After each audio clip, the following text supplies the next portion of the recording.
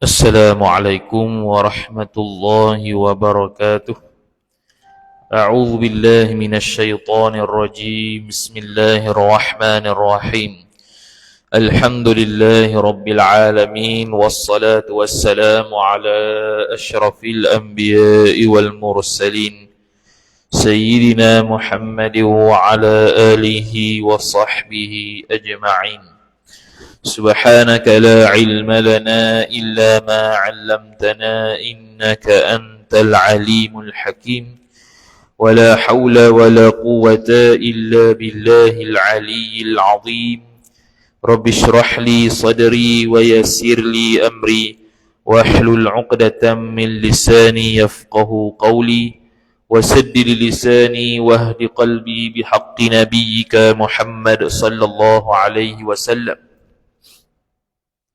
اللهم أغرنا بالعلم وزينا بالحلم وأكرمنا بالتقوى وجملنا بالعافية نوينا التعلم والتعليم والتذكر والتذكير والنفع والانتفاع والإفادة والاستفادة والحث على التمسك بكتاب الله وسنة رسوله صلى الله عليه وسلم ودعاء إلى الهدى والدلالة على الخير ابتغاء وجه الله مرضاته وقربه وثوابه سبحانه وتعالى آمين يا رب العالمين. Kitab Anak Kunci Syurga, muka surat 25 baris atas sekali. Qala al-musannifu rahimahullahu ta'ala wa nafa'ana Allah bi'ulumihi wa bi'ulumikum wa bi'ulumi masyayikhina fid darain amin ya rabbal alamin. Kata pengarang Asy-Syaikh Abdul Qadir bin Abdul Muttalib Al-Mandili Al-Indonesi rahimahullahu subhanahu wa ta'ala, beberapa yang sunat pada ketika mengambil air sembahyang. Jadi sambung perbahasan fiqh berkaitan dengan sunat-sunat ketika ambil air sembahyang. Jadi ambil air sembahyang ni dia panggil wuduk lah. Bahasa Arab dia panggil wuduk, bahasa Melayu kita air sembahyang. Ataupun kita panggil wuduk juga. Maka kata dia setengah daripada sunat ketika mengambil air sembahyang tu ialah bersugi. Bersugi iaitu bersugi dengan sesuatu yang kesat. Bersugi dengan sesuatu yang kesat. Jadi sesuatu yang kesat itu yang selalu kita pakai ialah kayu sugi arak. Kayu sugi ma'ruf itulah yang kita maklum tu. Iaitu kayu arak. Hak tu yang afdal. Dia tak semestinya pakai hak tu. Bahkan sugi ni juga disunatkan ketika sebelum mengambil wuduk. Inilah yang kita dalam bahasan ni. Dan juga sebelum sembahyang. Dua benda bersugi sunat iaitu sebelum wuduk dan sebelum sembahyang. Jadi tidak semestinya kalau kita tidak ada kayu sugi itu kita tak boleh bersugi, tidak. Bahkan kita boleh ambil benda kesat yang lain, kita kesat gigi kita, dia panggil bersugi. Contohnya kesat dengan hujung baju. Hujung lengan baju tu kita kesat gigi kita dengan niat siwak, maka dia jadi siwak lah. Dia jadi sugi. Dapat sunat bersugi di situ. Ataupun guna tisu yang kesat ke, ataupun kain sapu tangan yang kita bawa kesat ke, boleh sapu, tak ada masalah. Maka dia akan jadi sugi. Jadi boleh buat benda tersebut sebelum berwuduk dan juga sebelum sembahyang. Fadilatnya cukup besar. Itu sunat ketika sebelum bersugi. Sebelum wuduk. Jadi sekarang ni bersugi ni dekat mana yang perlu bersugi, khilaf ulama. Ada sebahagian mengatakan sebelum basuh tangan tu, basuh tangan hak sunat tu. Ada yang kata selepas basuh tangan yang sunat. Jadi kalau atas pandangan yang mengatakan sebelum basuh tangan yang sunat itu disunatkan bersugi, maka ketika bersugi kita perlu niat kata aku buat sunat-sunat wuduk. Aku buat sunat-sunat wuduk. Kalau kita tidak ada niat maka tidak ada pahala. Niat dalam hati lah. Tapi kalau atas pandangan ulama yang mengatakan bersugi ataupun bersiwak ini berlaku selepas basuh tangan yang sunat, maka tidak perlu lagi berhajat kepada niat, kerana kita sudah niat wuduk sunat tadi. Kita sudah niat sunat-sunat wuduk tu ketika basuh tangan. Ketika basuh tangan kita niat ini basuhan sunat dalam wuduk, dan kita nak buat benda-benda sunat dalam wuduk. Basuh tangan, bersugi, berkumur, masukkan air ke dalam hidung dan sebagainya. Kena niat. Kalau tak niat tak jadi sunat. Innamal a'malu binniyat, kata Nabi SAW, hanya sahaja amalan itu didapati dan sah dengan sebab niat. Jadi kalau tidak ada niat untuk bersugi, walaupun dia bersugi bukan niat untuk bersugi itu kerana sebelum berwuduk, maka tidak dapat pahala. Hanya sugi biasa sahaja. Kerana sabda Rasulullah sallallahu alaihi wasallam. Hadis ni menceritakan hadis oleh Al-Bukhari ta'liqan bi sighatil jazmi. Tu bahasa Arab tu. Ta'liqan bi sighatil jazmi. Iaitu ditaklikkan hadis ni dengan sirah jazam. Nanti kita tengoklah macam mana. Laula an asyqa ala ummati la amartuhum bis-siwaki 'inda kulli wudu'in. Dia kata arti sabda Rasulullah sallallahu alaihi wasallam, jika tiada takut aku akan kesukaran atas umatku, niscaya aku suruh mereka itu umatku sebagai suruh wajib dengan bersugi pada tiap-tiap mengambil air sembahyang. Tu dalil yang kata sunat. Nabi qaid kata kalau tak menyusahkan atas umat aku. Sebab itu dia qaid begitu. Dia qaid begitu supaya ulama nanti akan datang akan faham kata ni ini sunat. Sallallahu alaihi wasallam, dan Nabi sallallahu alaihi wasallam hanya suruh saja umat dia bersugi, maka boleh jadi wajib. Kalau wajib maknanya tinggal dosa. Tapi tak jadi wajib bersugi kerana dia Nabi SAW memberitahu kata kalau tidak menyusahkan. Dia qaid situ. Kalau tak menyusahkan umat aku, memang aku nak suruh bersugi sebelum setiap kali ambil wuduk.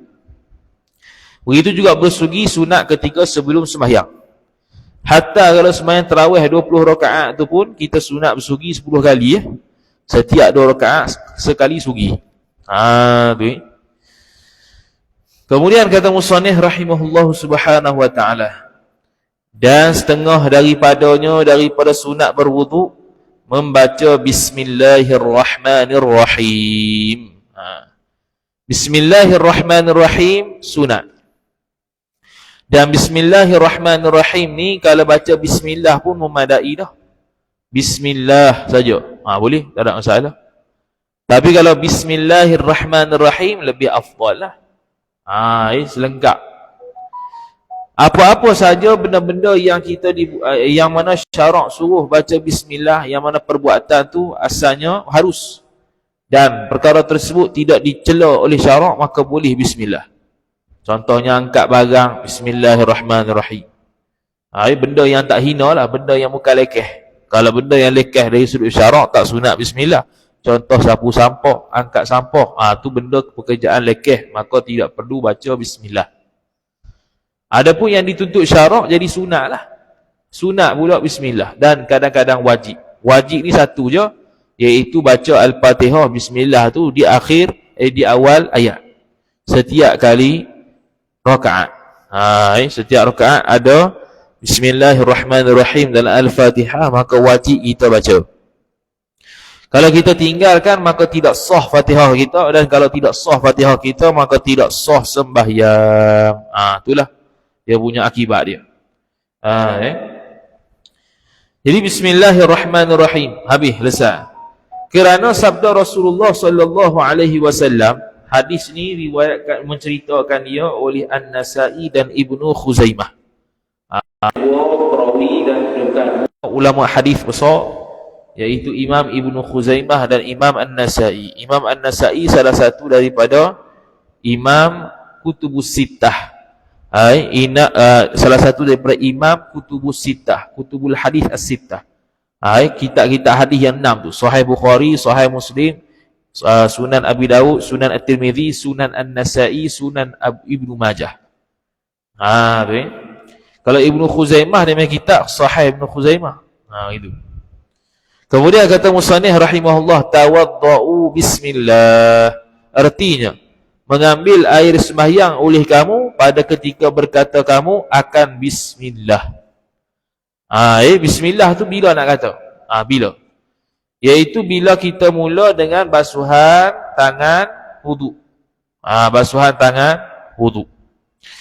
Jadi ketika kita basuh tangan dan kita mengucap bismillahirrahmanirrahim ketika tu, pada ketika itu ada 3 perbuatan serentak. Ada 3 perbuatan serentak. Hati, mulut, pergerakan. Pergerakan sedang membasuh basuhan tangan yang sunat. Dalam masa yang sama kita baca bismillahirrahmanirrahim dengan mulut. Dalam masa yang sama kita berniat dalam hati nak buat sunat-sunat wuduk. Nak buat sunat-sunat wuduk. Begitu juga kalau kita tidak niat. Kalau kita tidak membuat benda sunat, kita terus basuh muka hak wajib. Sama juga bismillah ketika itu, dalam keadaan hati kita berniat nawaitul wudu'a ataupun nawaitu raf'al hadathil lillahi ta'ala, sahaja aku mengangkat hadas kecil kerana Allah Ta'ala. Dan dalam masa yang sama ketika itu kita sedang membasuh muka. Jadi 3 anggota yang berlainan, 3 bahagian yang berlainan buat benda yang sama pada masa yang sama. Membasuh muka dengan anggota, membaca bismillahirrahmanirrahim dengan mulut, kemudian berniat dalam hati, mulut, pergerakan badan. 3 tu serentak dalam satu masa yang sama. Kemudian dia kata, dan setengah daripada sunat wuduk itu membasuh 2 tangan hingga pergelangan. Inilah basuh tangan hingga pergelangan. Jadi bila basuh tangan hingga pergelangan ni adalah awal-awal benda sunat yang kita buat, maka perlu kita niat untuk membuat benda-benda sunat. Kalau tak dapat pahala. Jadi kita pun basuh. Jadi kira pahala lah kalau ada niat. Kalau tak ada niat, tidak ada pahala. Seperti mana kita basuh muka untuk wuduk, kalau tak ada niat, tak ada pahala. Ataupun ada niat ke lain, pun tak ada pahala juga.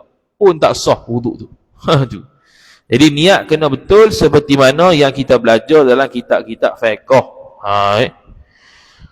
Kemudian kata musannif rahimahullah subhanahu wa ta'ala, maka jika tiada yakin ia seorang akan suci kedua tangan tadi, niscaya makruh menyelamkan kedua tangan ke dalam bijana, ke dalam bekas, sebelum membasuh ia seorang akan kedua tangan 3 kali. Dia kata jika tiada yakin ia seorang akan suci keduanya. Jadi sekarang ni contoh dia bangun daripada tidur. Biasa berlaku bangun selepas tidur lah. Jadi lepas tidur kita bangun subuh tu, kat kolah kita tu, kita pun nak ambil air semayang lah, nak celup tangan, nak basuh tangan. Maka ketika itu kalau kita tidak yakin tangan kita itu bersih ke najis, maka kita bila celup dalam kolah tu, hukum dia makruh. Hukum dia adalah makruh. Tapi kalau yakin haram, maka bila kita celup, yakin haram dah. Bila yakin najis, kita selup tangan ke dalam kolah tu, hukum dia haram. Kerana kita sudah menajiskan air kolah yang tidak cukup 2 kullah. Yang tidak cukup 2 liter, 200 lebih liter. Tetapi sebaliknya kalau kita yakin dah suci, selesai tu. Yakin dah suci tangan ni, tak ada apa-apa sentuh mana-mana, tu tak ada apa, celup terus lah. Kalau tidak yakin, bahkan syak, suci ke tak, maka kena basuh tangan di luar kolah dulu. Jangan celup ke dalam kolah lagi. Tapi kalau yakin najis, apatah lagi lah, wajib dia tu basuh di luar kolah, barulah boleh masuk ke dalam kolah 2 tangan dia tadi. Kerana sabda Rasulullah sallallahu alaihi wasallam, Dia kata idza stayqadha ahadukum min naumihi fala yaghmis yadahu fil ina'i hatta yaghsilaha thalathan fa innahu la yadri aina batat yaduhu. Ni menceritakan hadis ni oleh Al-Bukhari dan Muslim, melainkan lafaz thalathan tu maka Muslim saja. Lafaz thalathan dalam hadis tu lah. Tu hadis riwayat Muslim. Kalau selain pada tu, lafaz tu disebutkan oleh Bukhari dan Muslim. Okey. Artinya apabila jaga seseorang kamu daripada tidur seorang, maka jangan menyelamkan ia seorang akan tangan seorang ke dalam bijana. Jadi ini larangan daripada Nabi sallallahu alaihi wasallam. Larangan apa ni? Larangan ni ada perincian. Kalau dia tu tidak yakin, maka hukumnya makruh. Larangan ni larangan makruh, bukan larangan haram. Tapi kalau dia yakin najis, maka larangan ini adalah larangan yang bersifat haram.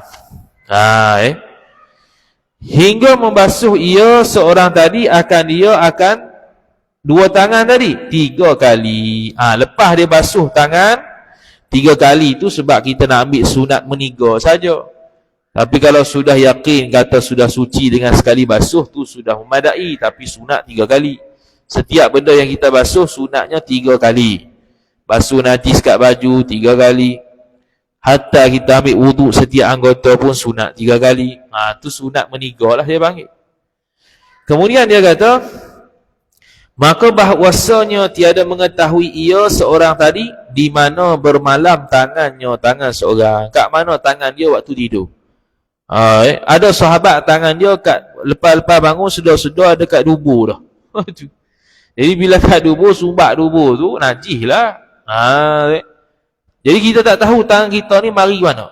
Gi kanan, gi kiri, gi atas, gi depan, atas, bawah semua. Boleh jadi ada najis ketika tu, boleh jadi tak.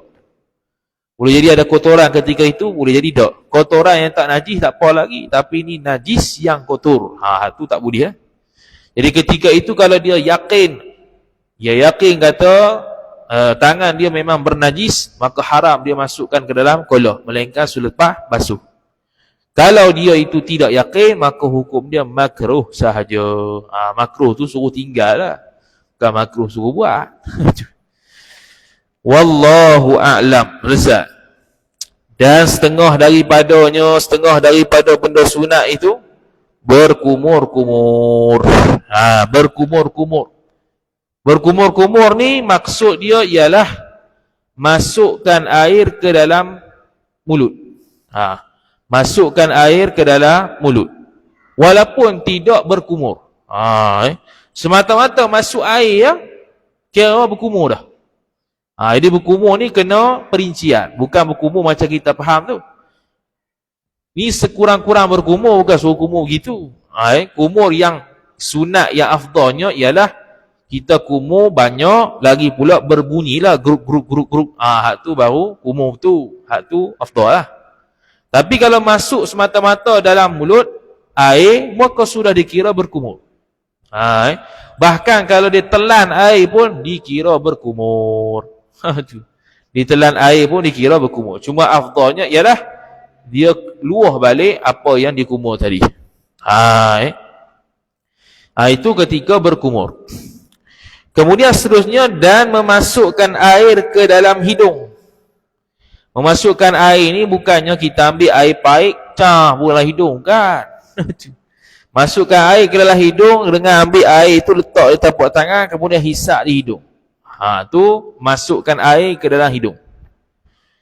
Jadi ada cara yang afdal macam mana kita nak hisap air dalam hidung serta sebelum tu. Hisap air dalam hidung ni ialah memasukkan air semata-mata ke dalam hidung walaupun tak keluar balik.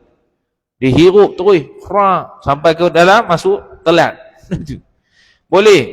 Dia panggil istinsyak juga. Dia panggil masukkan air ke dalam hidung. Cuma afdalnya ialah masukkan air ke dalam hidung kemudian luah semula.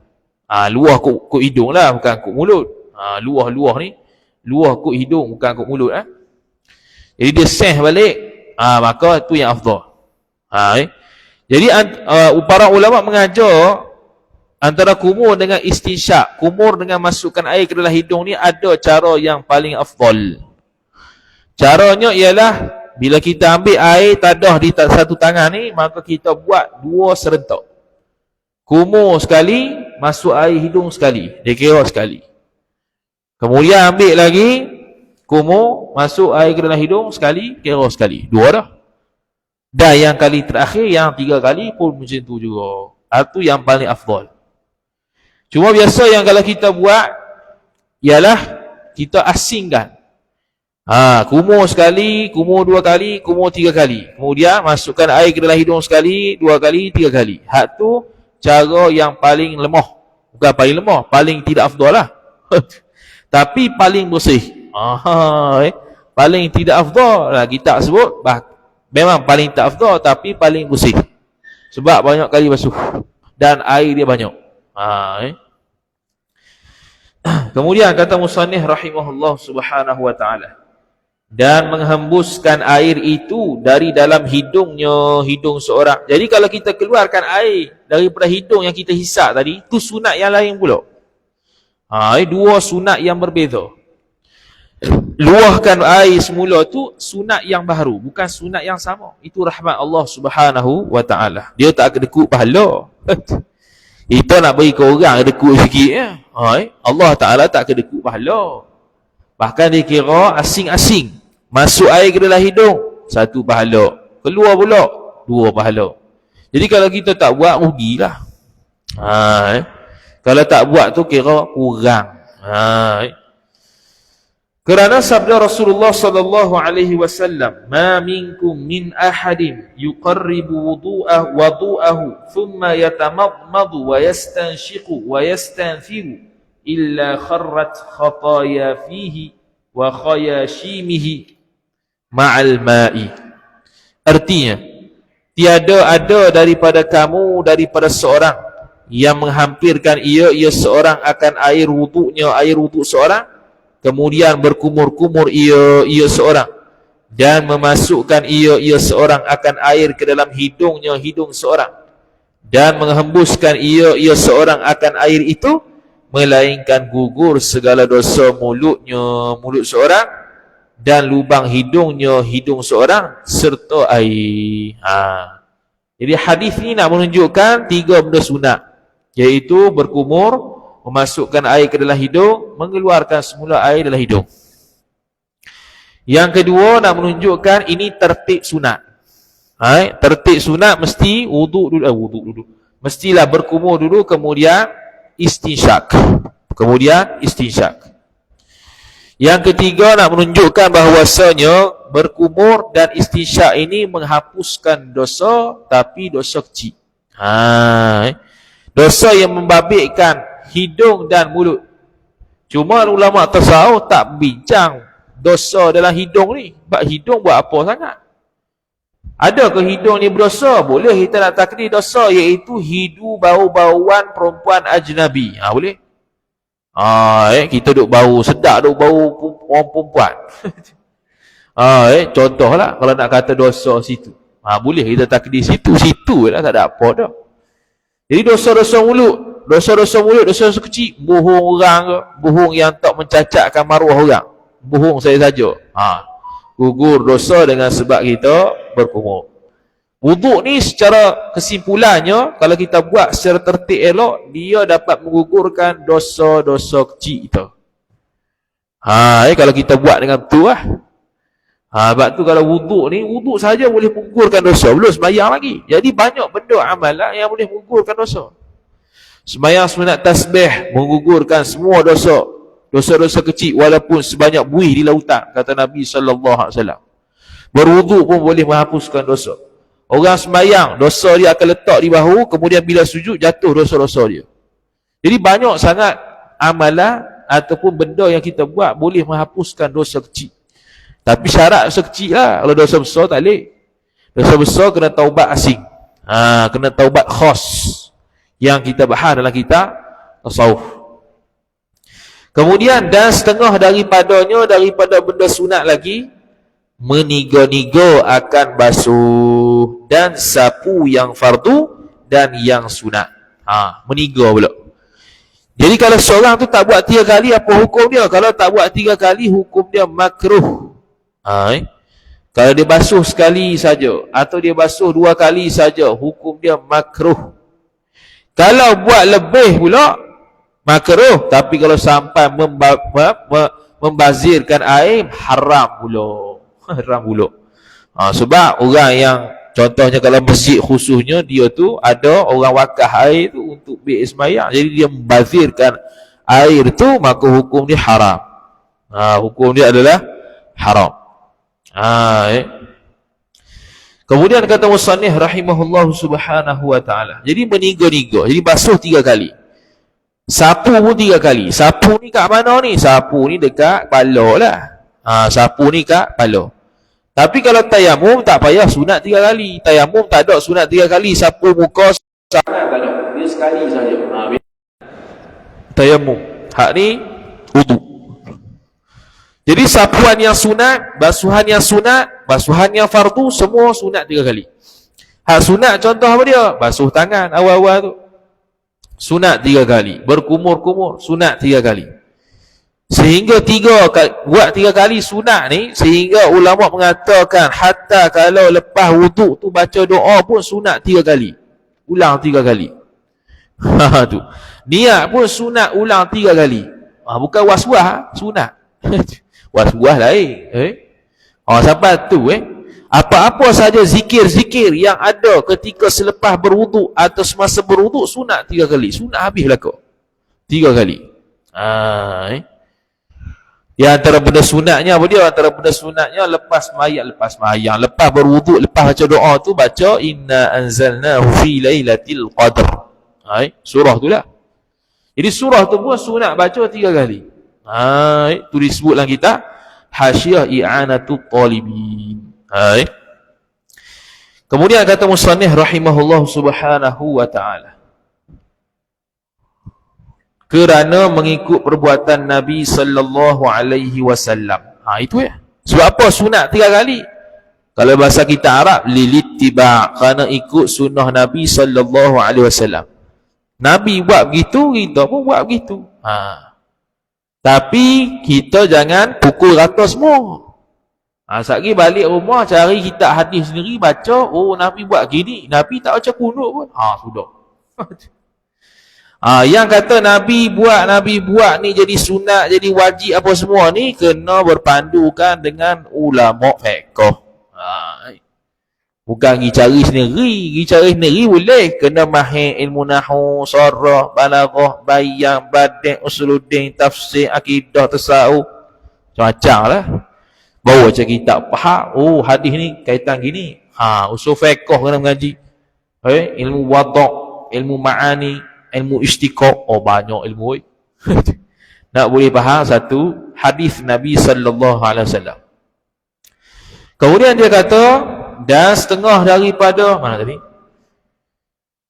Kerana mengikut perbuatan Nabi sallallahu alaihi wasallam. Habis menceritakan perbuatan Nabi itu oleh Muslim.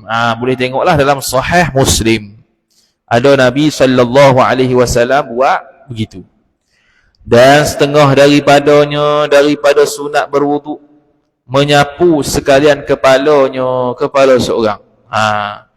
Menyapu sekalian kepala dalam mazhab Maliki wajib. Menyapu sekalian kepala dalam mazhab Syafi'i sunat, kerana nak meraihkan khilaf yang kata wajib. Khilaf pandangan ulama mazhab Maliki, dia kata wajib. Jadi kita jadi sunat. Kalau mazhab kita hak rukun tu senang saja, 1 helai pun boleh dah. Bukan setakat 1 helai, separuh helai pun sah. Punya sikitnya kita punya mazhab Syafi'i ni, tahap sah sapu pala ni sikit sangat. Jadi tidak keluar daripada khilaf mazhab Maliki kata wajib semua. Maka kita ni pun sunat mazhab kita, sapu semua pala. Jadi sapu beginilah. Letak dia punya jari, ubu jari gini. Lepas tu sapu, gerak, patah balik. Gitu Itu bagi ada rambut lah, patah balik. Kalau tak ada rambut sekali je. Lepas tu buatlah 3 kali.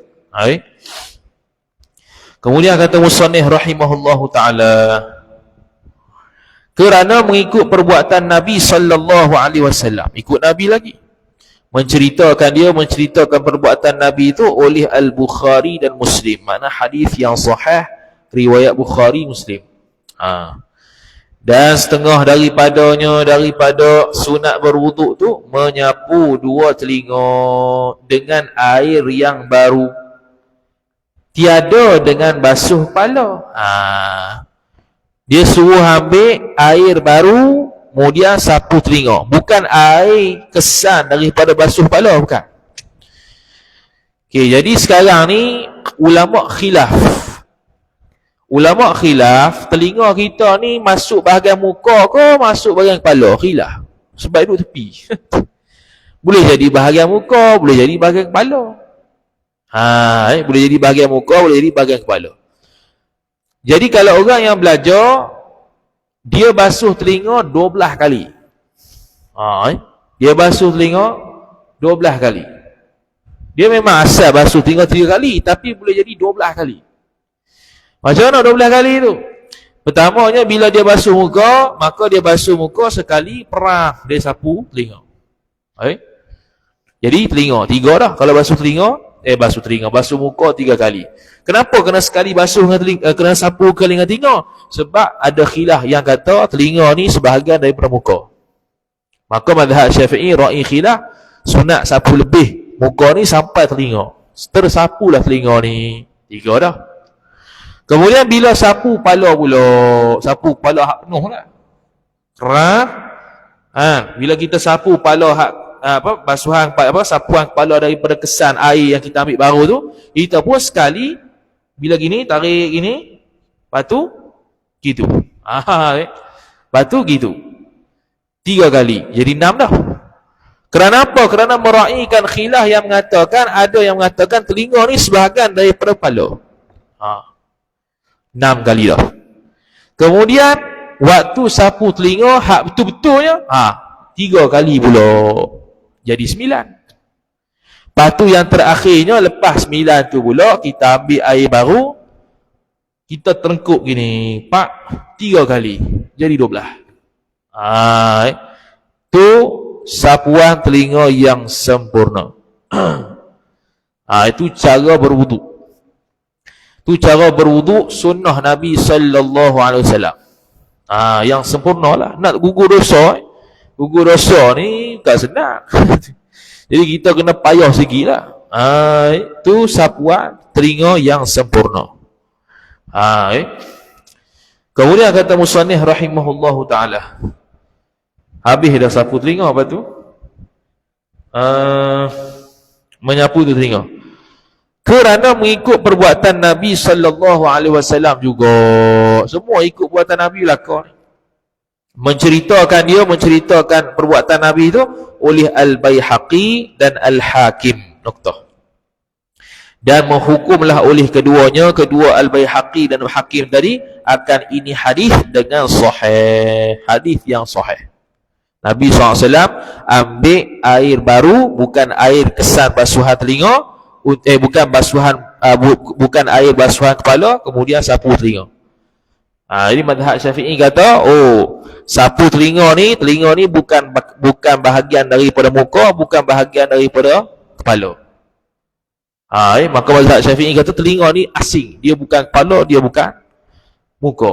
Tapi mazhab Syafi'i dia nak ra'i khilaf, sebab itulah jadi 12 tadi. Mazhab Hanafi dia kata dia kata telinga ni sebahagian daripada kepala. Sebab tu kalau tengok mazhab Hanafi ambil wudu, dia sapu kepala, dia sekali dengan telinga. Dia bukan air yang baru. Dan setengah daripada sunat berwuduk, menyelati janggut dan tali tudung yang lebat. Sudah tali tudung ke mana pula? Aku tak ada tudung. Tamanya selat janggut. Janggut mana ni? Janggut yang lebat. Lebat ni lagu mana lebat? Lebat ni kita kena suruh orang tengok, orang bercakap. Orang bercakap depan kita, orang tu nampak tak kita punya kulit dagu. Kalau tak nampak, tebal lah. Kalau nampak, tak tebal. Itu ya. Bila tak tebal, maka wajib sapu semua. Kalau tebal tak wajib basuh sampai dalam, sapu sampai dalam, cukup sapu luar saja. Cuma sunat selat. Itu ya. Kalau yang jarang, wajiblah selatnya sebab nak kena sampai air ke semua dia, ke semua bulu tu. Kalau yang tebal tidak perlu, hanya sekadar selat saja yang sunat, zahir janggut saja yang wajib. Dan juga tali tudung. Tali tudung bukan tudung apa, tali tudung ni sideburn. Sideburn tepi ni lah. Jadi kalau dia pun tebal juga, sunat selat. Wajib basuh zahir saja, tak payah selat-selat. Tapi kalau selat lagi bagus, itu sunat. Tapi kalau sideburn nipis, wajiblah basuh semua. Ini bab wuduk sahaja. Adapun bab mandi, wajib basuh semua, sama ada lebat ataupun tidak lebat. Kerana mandi ni benda yang jarang berlaku. Mandi wajib lah. Kalau wuduk ni tiap-tiap hari, maka diringankan oleh syarak. Kalau hak tebal tu tak payah basuh sampai ke dalam, cukup basuh zahir saja, selat saja sunat. Kemudian kata musannif rahimahullah taala, sebab apa gitu? Kerana mengikut perbuatan Nabi sallallahu alaihi wasallam.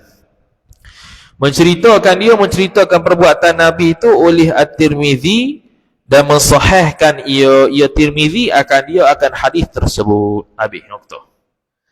Dan setengah daripada sunat berwuduk menyelati anak jari tangan dan kaki.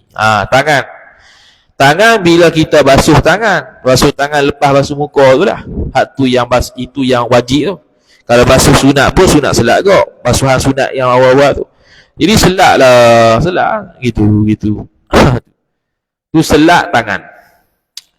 Kalau selat kaki pula selat kaki yang sunatnya ialah daripada hujung kelingking kaki kanan sehingga hujung kelingking kaki kiri. Satu sampailah paling kiri. Tu cara sunat untuk selat yang sunat.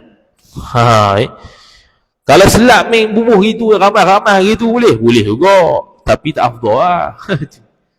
Lepas tu nak guna jari apa selat kaki tu? Khilaf ulama. Ada yang kata jari kelingking kanan, ada yang kata jari kelingking kiri. Yang mu'tamadnya ialah jari kelingking kiri. Jari kelingking kiri kita pun basuh daripada kelingking jari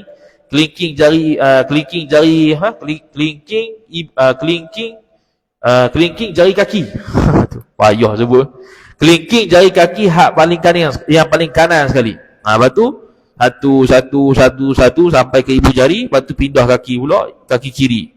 Start pada ibu jari, celah-celah ibu jari tu sampailah ke kelingking yang paling kiri. Tu cara selat lah. Walau bagaimanapun selat macam mana pun dapat juga pahala, cuma cara begitu lebih afdal. Itu ya.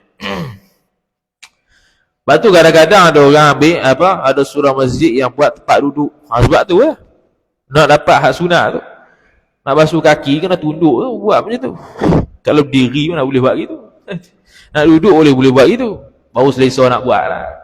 Kalau berdiri nak kena kangkang, kena tulah, kena angkat kaki tu, lepas tu jatuh. Tu Kemudian kata musannif rahimahullahu ta'ala, kerana hadis Nabi sallallahu alaihi wasallam, dia kata asbighil wudu'a wa khallil bainal asabi'. Artinya sempurnakan olehmu akan air sembahyang dan menyelat-nyelatilah olehmu akan segala anak jari kaki ataupun tangan. Sama semua. Dan sunat daripada wuduk tu mendahulukan kanan atas kiri. Kalau terbalik hukum makruh. Kanan dulu baru kiri. Kalau kiri dulu baru kanan, makruh.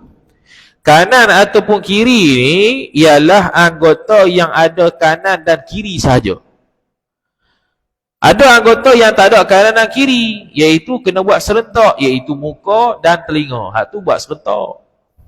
Janganlah sekali basuh muka kiri sebelah, kanan sebelah, kiri sebelah. Jangan buat gitu. Kanan 3 kali, kiri 3 kali. Tak kena tu. Kalau dia buat kanan 3 kali, kiri 3 kali, dia kira sekali. Lupa nak bagi tahu yang kata 3 kali ni bila dikira kali kedua, bila dah sempurna basuhan pertama. Jadi kalau kita buat basuh muka kanan 3 kali, kiri 3 kali, baru kira sekali. Sebab basuhan pertama tidak sempurna semua muka lagi. Mana boleh kira basuhan kedua?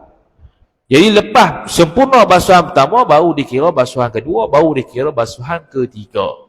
Tu cara dia. Sama juga telinga pun tidak ada kanan kiri, buat terus sekaligus. Walaupun dia ada kanan kiri, tapi dia jenis peseng, jenis anggota yang sekali buat. Yang kena kanan kiri ni tangan, kaki, tu ya. Tangan dan kaki lah. Kalau kepala pun tak ada.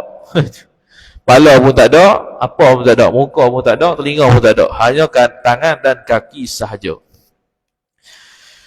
Kemudian kata musannif rahimahullahu taala, mendahulukan kerana bahawa Rasulullah sallallahu alaihi wasallam adalah ya Rasulullah, kasih akan mendahulukan kanan selama kuasa ya Rasulullah pada pekerjaan Rasulullah sekaliannya. Nabi SAW selagi mana mampu dia buat kanan, dia mula hak kanan. Masuk masjid kanan, keluar masjid kiri. Masuk tandah kiri, keluar tandah kanan. Jadi nak mula langkah ni, kalau tempat yang kita nak pergi tu baik, maka langkah kanan. Tempat yang kita nak pergi tu buruk, maka langkah kiri. Tu je. Jadi tempat kita nak pergi tandah tu tempat buruk, maka kita langkah kiri, keluar baru kanan. Kalau masuk masjid kanan dulu, keluar baru kiri. Begitu. Sampai tahap tu. Pada bersucinya Rasulullah, waktu Nabi SAW bersuci pun dia mula hak kanan. Mandi wajib pun mula hak kanan dulu, baru kiri, baru atas. Dan menyisir rambut Nabi. Nabi akan sikat rambut belah kanan dulu, baru kiri. Dan memakai sepatu Nabi, iaitu kasut, selipar, dia pun akan pakai kanan dulu, baru kiri. Kalau cincin, khilaf. Cincin ada ketika Nabi pakai kanan, ada ketika Nabi pakai kiri. Tapi yang paling afdalnya kanan, lagi pula jari kelingking. Jari kelingking kanan dan batu permata tu berada di tapak tangan. Mana tak nampak lah batu tu. Tu cara Nabi SAW pakai cincin. Kemudian kata musannif rahimahullah, dan setengah daripada sunat tu memanjangkan akan yang lebih daripada qadar yang wajib pada membasuh muka dan 2 tangan dan 2 kaki. Okay, dia ada satu kaedah, ma la yatimul wajibu illa bihi fahuwa wajib. Suatu perkara itu tidak akan sempurna kecuali dengan ada benda tu, maka benda tu wajib. Jadi sekarang ni kita nak basuh muka ni wajib. Jadi basuh muka ni tak akan sempurna melainkan kena lebih sikit, maka kena basuh lebih sikit tu jadi wajib. Basuh lebih sikit Kalau lebih banyak, hak tu sunat. Hak yang kita nak bincang sekarang ni yang lebih banyak, bukan lebih sikit. Lebih sikit tu wajib. Yang lebih banyak tu, hak tu yang sunat. Sebab tu sampai basuh sampai ke telinga tu kalau basuh muka. Sampai ke leher kita, bawah dagu lembek ni, basuh ketika basuh muka. Kalau tangan ni sunat dia sampai ke ketiak. Basuh sampai ke ketiak, sampai sini lah, sampai habis satu tangan. Kalau kaki sampai ke betih, tu sunat melebihkan basuhan. Kerana anggota wuduk kita tadi akan bercahaya ketika di hari akhirat, sehingga Nabi SAW akan kenal kita ketika di mana umat dia berada. Itu tanda umat Nabi SAW bekah air wuduk. Dan 2 tangan habis kerana sabda Rasulullah SAW, inna ummati yud'una yawmal qiyamati ghurran muhajjalina min atharil wudu'i faman istata'a minkum. Tak ada hamzah. Faman istata'a minkum ayyutila ghurratahu falyaf'al. Artinya bahawa umat aku diseru pada hari kiamat yang putih sekalian muka dan segala kaki tangan kerana bekas air sembahyang. Putih bercahaya. Maka barang siapa kuasa daripada kamu bahawa memanjangkan ia barang siapa akan basuh yang lebih pada mukanya dan kakinya dan tangannya, maka hendaklah memperbuat ia basuhan lebih tadi. Memang mampulah. Tapi kalau seorang itu contohnya dia tu tangan tak ada, memang tak wajib basuh, tangan tak ada. Kalau dua-dua tangan tak ada, jadi lepas basuh muka terus sapu kepala. Tak ada dah basuh tangan, dah tangan tak ada. Tangan tak ada, kaki tak ada. Basuh muka, sapu kepala, selesai. Tu kalau tak ada tangan dan kaki. Kalau tak ada tangan tapi sampai sini saja, maka sunat basuh hak ni. Tak ada tangan sampai ke siku, maka bahagian wajib tak wajib basuh dah, tapi sunat basuh hak atas. Jadi sunat untuk melebihkan basuhan muka, muka, tangan dan juga kaki. Wallahu ta'ala a'lam. A'udzu billahi minasyaitonir rajim. Bismillahirrahmanirrahim. Alhamdulillahi rabbil alamin wassalatu wassalamu ala asyrafil anbiya'i wal mursalin sayyidina Muhammadin wa ala alihi wa sahbihi ajma'in.